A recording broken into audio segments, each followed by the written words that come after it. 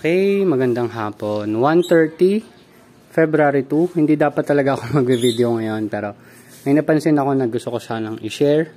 So maliban dyan, na-share ko na rin to. So may mga buto na medyo abnormal yung pagtubo. Mukhang hindi ko lang sure kung lalaki pa siya talaga. Pero kung makikita naman yung sa size niya, medyo late or iba yung tubo niya kumpara dun sa iba. Yan. So, harvest natin yan ng February 7. So, mga 5 days na lang. So, habol na yung size na yan. Okay na yan. Ito, medyo maliit. Kasi nga, yung sunpot, hindi pa ganun kaayos. So, dito, sa ano na to, sa batch na to, ay sa styro na to, madalas ako nagkakaroon ng ganitong klaseng discoloration. Tulad ng nabanggit ko, possible yung mga patak ng ulan na galing doon. Yun yung nagkakos ng discoloration niya. Pero hindi pa ako 100% kasi napapatakan yan minsan eh. So hindi naman yan yung i-share ko ito. Kundi ito. Ito, mapansin nyo yan, lanta na siya. Hindi siya katulad itong iba na medyo okay pa yung dahon. Ito medyo lanta na. Initial natingin ko dito is root rot. Or possible, hindi agad lumaki yung ano niya or humaba yung ugat niya kaya hindi siya makakuha ng nutrients. So ang initially ang ginawa ko muna, ayan oh. Kanina yung kokopit niya tuyo yan. Ngayon kasi medyo basa na kasi diniligan ko ba. Parang manual dilig ko. Then titingnan ko kung makaka-recover siya. So gagawin ko 'yon for multiple days siguro. Para lang maalagaan siya at maobserbahan kung babalik pa ba siya. Possible. Ayaw ko kasing buksan. Baka kasi may storbo rin yung ugat ng iba. Hinahayaan ko na lang. Pero in case na hindi yan umokay sa pag-manual dilig natin, tatanggalin na rin agad natin yan. Hindi na natin siya patatagalin dyan. Kasi kung root rot yan, alam ko medyo mabilis or madaling kumalat yun sa iba. Pero based naman sa experience ko kasi, pag nagkakaroon ako ng root rot, tapos tinanggal ko na siya, hindi naman siya lumilipat dun sa iba. Palagay ko yun yung base experience ko. Pero yun lang, gusto kong i-share sa inyo, no, na minsan pag punta kayo sa taniman nyo, ang tinitingnan ko talaga kung merong lanta. Halata naman agad nung naglakad ako nakita ko. Tsaka, yung laki niya kumpara sa iba is medyo late na. So possible, hindi talaga nakaabot yung ugat niya dun sa nutrient kasi habang tumatagal bumababa yung nutrient level, yung water level kasi nga kumakain sila, inuubos nila yung nutrients ginagamit nila.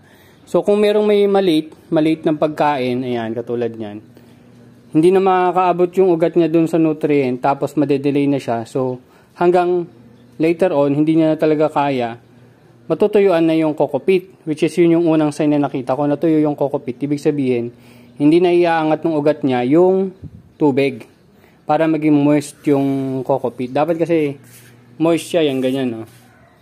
Yan, parang basa. Yan, kailangan basa siya. Pag natuyo yan, tapos nakita mo lanta, initially yung ugat yung nakikita ko. It's either root rot or hindi humaba ng maayos yung ugat niya kaya hindi siya nakakuha ng nutrient. So ayun, yun lang naman gusto kong i-share. Usually ganun lang naman ang routine ko. Pag umakit ako dito, ang ginagawa ko talaga is magdilig ng mga tanglad, ng mga basil, ng mga tanim ko dito. Susunod may marigold na tayo dyan. So yun. Maliban doon, tinitingnan ko yan, kung may kagat ng ibon. Ayun, pakita ko pala sa inyo. Isang sign na may ibon dito. Ayan, nakita nyo yun. No? Natuyo na nga siya Kahapon, nung isang araw pa yun, nung last video ko. Hindi ko lang naisama sa video, pero yan. Isang sign niya na may ibon nga. Tapos, hindi ko sure kung meron, nabanggit ko sa inyo yon. Meron dito. Ito. May bunga dito Last time, malaki na yun. Dito, banda Dito.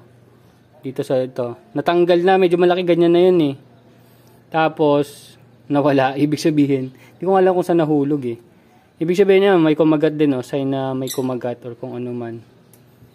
Yan. Kaya hopefully, yun doon, yung bakanting second floor doon, naibigay ko na yung inquiry natin dun sa may-ari.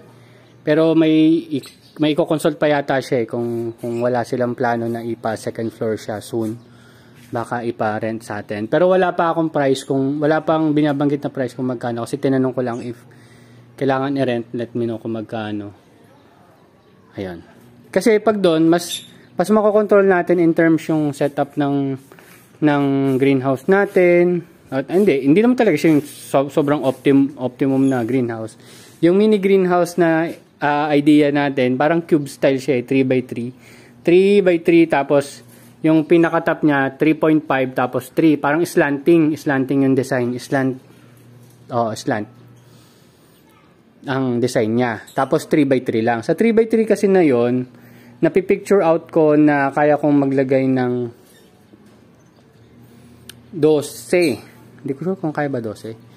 Parang, kasi, per square meter, meron tayong 2. 9 square meter yon. Pero syempre, hindi mo naman 18 kaagad doon. Siguro mga 12. 12 yung target ko na box na mailagay doon. Pero kung mas mataas pa sa 12, di mas maganda. Pero yun yung initial na computation ko. Mga 12 lang na box. So, kung mag-okay yon, ang estimate na gastos ko in terms of material, sabi mo mga 10,000. Kasama na yung net, kasama na rin yung bubong. Yung bubong na gagamitin natin, ayoko sigurong, hindi siguro ako UV plastic. Gagamitin natin is yung polycarbonate, pero hindi yung twin wall, yung corrugated lang, yung mas mura. So, isa yun sa magiging trial natin dyan dun sa setup dun. Pero doon kasi sa palagi ko mas madadalian tayong i-control in terms of ibon and other factors pa. Yung 3.5 meters parang ganyan din siguro, ganito rin siguro kataas. And also makapag-experiment tayo regarding dito sa mga tanim, especially ba doon sa bell pepper. Ito kasi medyo nahihirapan talaga akong i-set up, pero learning pa naman tayo in terms of pagpapatubo nitong cucumber. So goods naman. May mga may mga usbong na, may mga bunga na, ayan, may mga bunga na. Yan. Yung iba kasi niyan flower lang iba. Yan, ito tulad nito, flower lang yan. Flower lang, walang bunga, flower lang talaga siya. Tapos yung iba, usually ng bunga niya, ayan, nanggagaling dito sa usbong. Ay, sorry. Yan, nagagaling dyan sa usbong. Yan, may mga bunga dyan sa tangkay. Pero ito rin meron din, hindi galing sa usbong pero may bunga. So, hindi, parang ngayon ko lang ito na-experience na nagkaroon siya ng bunga dun sa main stem niya. O hindi ko lang napapasin. Pero based sa experience ko, hindi. Kasi ang nangyayari sa akin dati, nagpuprune tayo. So, pag nakakita na ako ng ganito, pinuprune ko na kaagad siya. Kaya siguro, isa yun sa dahilan kaya hindi siya nag-fruit dun sa main stem. Tapos nung may one time na dito, basta side shoots na lumabas, napansin ko na lang may bunga siya kaya hindi ko na pinakailaman. So, ang pagkakaintindi ko doon is wag kong pakailaman yung side shoots or wag ko siyang i-prune. So, yan yung ginagawa natin. So, nagkaroon tayo ng isa pang trellis para lang doon sa mga side shoots. Ano bang tawag dyan? Suckers. Suckers yata tawag nila dyan sa tomato. Yung sa cucumber, ganun din yata ang idea nila. Pero yun, nasa taas, ang gagawin ko lang dyan, iayusin ko lang, i-bend ko lang ng konti kung saan ko sila papupuntahin. Ayun. So, hopefully, pag inisip ko, na-imagine ko na, tatakpan niya yan. Ito ang inaalala ko. Pero, ganun talaga. So, kaya gusto ko na rin malaman kung matutuloy tayo dun sa expansion dun. Kasi nga, kung approximately 60 square meter yun So, hindi ko sure kung malamang sa ngayon, hindi ko pa mapupuno lahat. Pero target ko at least 9 square meter. Or kung kakayanin, 3 9 square meter. Para at least, meron na tayong, 24 na lettuce. Tapos yung isa siguro, gawin natin ng cucumber. Tapos hindi ko lang alam kung gaano pa karami, pero tingnan natin kung gaano natin madidiskartehan. So yun lang, actually share ko lang talaga yun pero napahaba-haba yung idea natin. So May difference na pala, bago ko kayo bitawan, may difference na pala. Ito yung Olmeti at ito yung Estrosa. Yan, Estrosa, yung nakasulat doon, Estrosa. Yan yung currently difference nila. Tingnan natin pag tagal-tagal kung ano bang mas maganda. And syempre, yung lasa or yung pag tinikman na natin. Hindi ba siya mapait? Kasi papatikim ko yun sa nanay ko. At syempre, titikim na rin tayo. Then kung maging okay siya, so possible, may gawa pa ulit tayo ng may Estrosa tayo, tapos meron tayong Olmeti. And subok na naman natin ng Olmeti. So sumusubok tayo ng ibang variety ng lettuce. Para at least lang, may iba-ibang itsura nakukuha or nakikita yung mga customer natin. And yung red lettuce, isa yun sa mga susubukan ulit natin. Pero naghahanap pa tayo ng maayos na variety. Yung Scamander okay naman, pero medyo maliit. After 42 days. Gusto ko yung nasa 42 to 45 days lang siguro yung alagaan natin. So, tatry tayo ng ibang red lettuce. Yung red Batavia siguro. Susubukan natin. Pero ang maganda kasi dito sa sa Estrosa, mura lang yung buto. Kumpara sa Olmeti, mas mura ng 3 beses yung sa Estrosa. So, titingnan na lang natin sa timbang siguro. Tsaka sa itsura. Tsaka sa pagtanggap ng market. Kasi market pa rin naman magdidikta kung ano yung magugustuhan nilang tanim natin.